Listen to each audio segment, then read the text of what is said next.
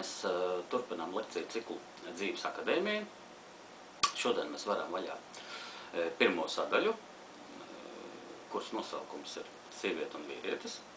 Šai sadaļai būs vairākas tēmas, un šodien ir tēma numur 1 – sievietes un vīriešu pirmsākumi. Kā jūs saprotat, šī sadaļa tiks veltīta attiecībām, savstarpējām attiecībām starp sievieti un vīrieti, kā veidot šīs attiecības, harmoniskas attiecības, kā veidot ģimenes attiecības, lai viņas būtu ilgstošas, harmoniskas un laimīgas, protams. Kā jau jūs saprotat un zinat, protams, ir ļoti daudz dažādas literatūras, tagad mūsdienās pieejams grāmatas, semināri, dažādas pārraides, kur tiek runāts par attiecībām, kā viņas veidot un tā tālāk un tā joprojām. Un jūs droši vien klausītājs arī esat zinošs, gudrs, kas arī pārzina, un katram ir savas zināšanas, savs viedoklis, kā pareizi dzīvot, kā veidot šīs attiecības. Ja? Bet es domāju, ka neviens no mums nav tik gudrs un tik zinošs, lai zinātu pilnīgi visu. Ja? Un tāpēc es domāju, ka katrs atradīs kaut vai mazu domu graudiņu, mazu niansīti šai sakarā, ko pielikt kopējai savai zināšanu bagātībai. Bez tā, manuprāt, šī tēma vīrietis un sieviete pirmsākumi, viņa ir vispār ļoti maz aprunāta. Un pirms es sāku, es gribu teikt to, ja, kad šī tēma nebūs gara, jo, manuprāt, svarīgi ir, lai viss, ko mēs runājam, lai viņš ir praktisks, lai ir praktisks un praktiski izmantojams. Un tāpēc tās zināšanas jāietver īsā un lokālā stāstījumā, laiks sprīdī, lai nav, teiksim, lai uzzinātu kaut kādu lietu, nav jāizlasa bieza grāmata, jānoklausās gara lekcija, pēc tam pusi aizmirstās, pusi sajūka un ir grūti izmantojams. Tāpēc tam jābūt visam īstam un kodolīgam, lai cilvēkam ir saprotams. Nu, lūk, ko es gribētu sākt? Es gribētu sākt ar to, ka pirmām kārtām ir sekas un ir cēloņi. Ja? Tad, manuprāt, tas viss, par ko tiek runāts, kā veidot attiecības, tas ir vairāk vai mazāk seku līmenis. Seku līmenis, ja mēs cīnāmies ar sekām, respektīvi mācamies, kā harmonizēt, kā veidot un tā tālāk un tā joprojām. Bet, lai, manuprāt, veiksmīgi atrisinātu problēmu, ir jācīnās nevis ar sekām, bet ar cēloni. Un cēlonis attiecībām ir pats pamats, pats sākums. Ja? Tātad cēlonis ir šis pirmsākums, kas mēs esam, ar ko mēs viens no otra atšķiramies. Un tiklīdz mēs zināsim šo savu pirmsākumu, tā mums būs vieglāk veidot šīs attiecības. Ja mums nevajadzēs cīnīties ar sekām, mēs cīnīsimies ar pirmsākumu, mēs mainīsim pirmsākumu, mainīsies mūsu attiecības, mūsu dzīve un viss pārējais. Tāpēc šī tēma, tas ir nevis sekas, bet tas ir pirmsākums. Vīriešu un sievietes pirmsākumu, ar ko tad mēs sākamies, ar kādas ir tās mūsu atšķirības. Ja? Nevelti ir tāds joks, ko mēs visi zinām, ka sievietes ir no Venēras, vīrietis ir no Marsa, un tas nozīmē to, ka mēs viens no otra kardināli atšķiramies. Ja? Tieši tā, manuprāt, arī ir.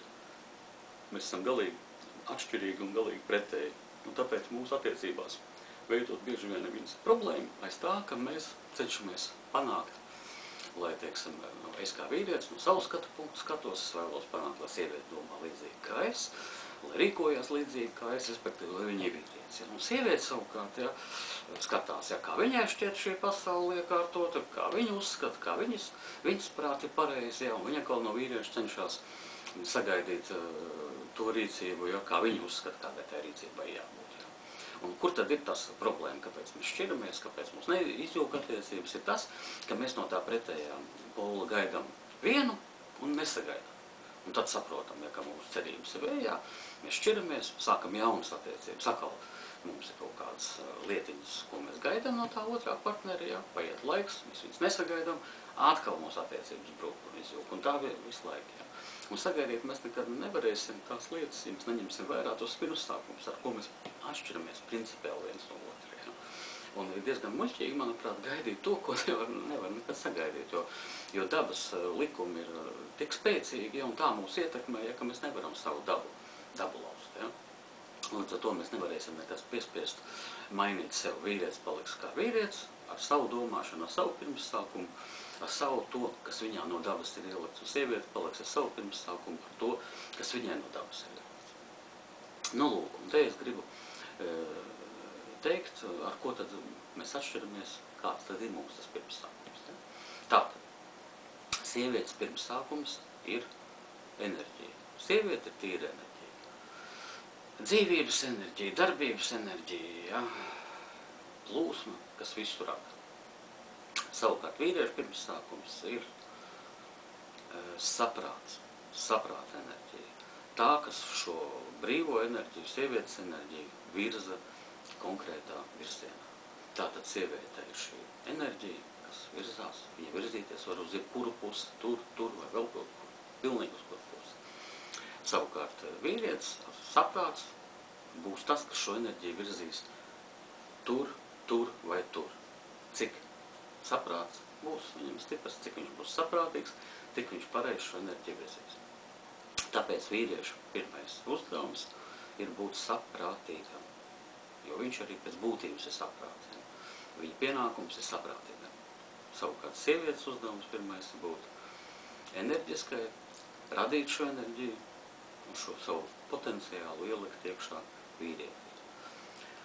Jo ar ko tad mēs atšķiramies, kāda mūsu, teiksim, tā princips tas būtība. Ja vīrietim pēc pašas būtības, viņam principā nevajag pilnīgi neko. Ja, ja teiksim, vīrieti apskatāmies, ja, viņam nekas īpaši neinteresē, viņam īpaši nekas nav vajadzīgs, ne viņam ir vajadzīgs īpašs komforts, ne viņam vajadzīgi kaut kādi īpaši dzīves apstākļi, ne īpaši kaut kādas ēšanas, apģērbšanās, ja īpaši kaut kur doties, vai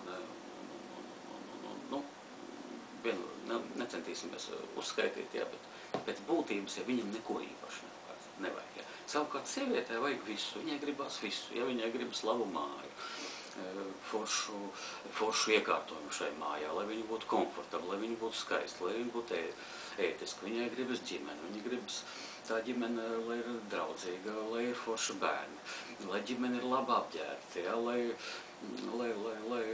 izsakot viss, lai viņi pati ir labi apģērbti, lai ir vajadzīgās kosmētikas un tā tālāk un tā joprojām. Sieviete vēlas pilnīgi visu, ja.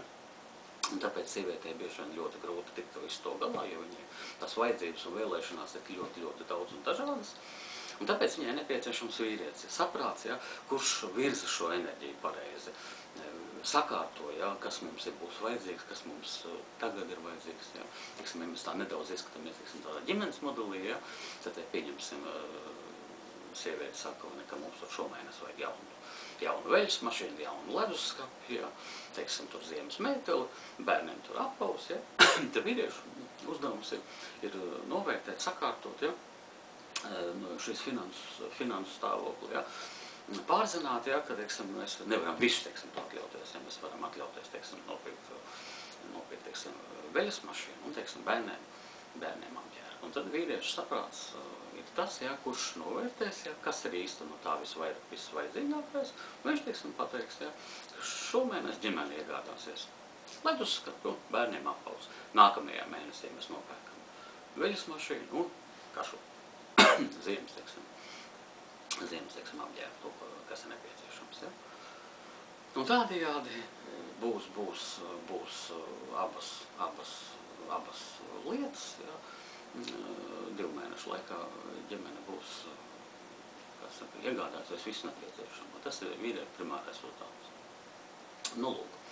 Savukārt, sievietes tātad uzdevums ir radīt šo enerģiju, ielikt šo enerģijas potenciālu vīrietī. Ja?